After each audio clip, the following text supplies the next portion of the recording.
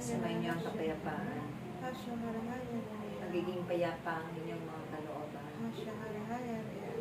Dahil naririyan sa inyo ang kapangyarihan ng Diyos at ang Espiritu ng Diyos. Isang pagpapatunay na kayo ay nakamit ng kapayapaan sa inyong mga buhay. Dahil kayo ay nakalaya na sa lahat ng inyong mga kasalanan. At marapat lamang na hindi na ninyo ito muling babalik-balikan pa. Tuloy ang talikuran. Laging magpagabay sa Diyos. Dahil ito ang marapat. Makita niya upang kayo ay kalugdan ng Diyos. At lamang mabubuti sa inyong mga labi ay mabubuting bagay. At din sa inyong mga paningin. Huwag ninyong mahusgahan ang inyong kapwa. Dahil kailanman wala kayong karapatan mahusgahan. Kundi ang Diyos lamang. Siyang may karapatan.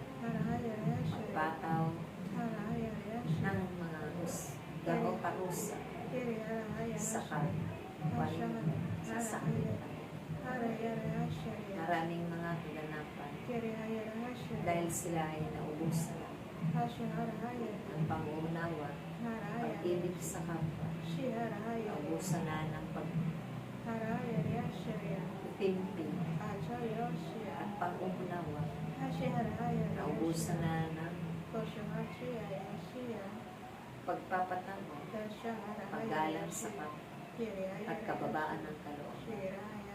Dahil ito ang nararapat, nananatili sa inyo, at isinasapamuhay ayon sa kalooban mo.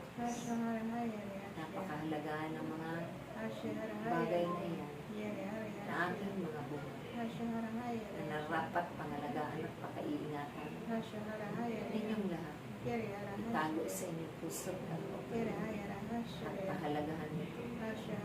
Gamitin sa oras ang inyong pangangailangan para sa kapwa at ipalaganap ito sa sanlibutan upang hindi magkamit ang mga salot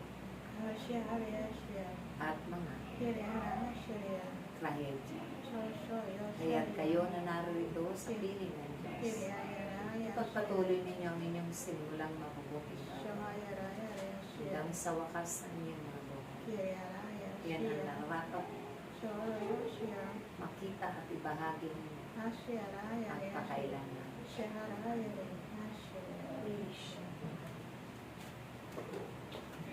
Parang pikit na yun.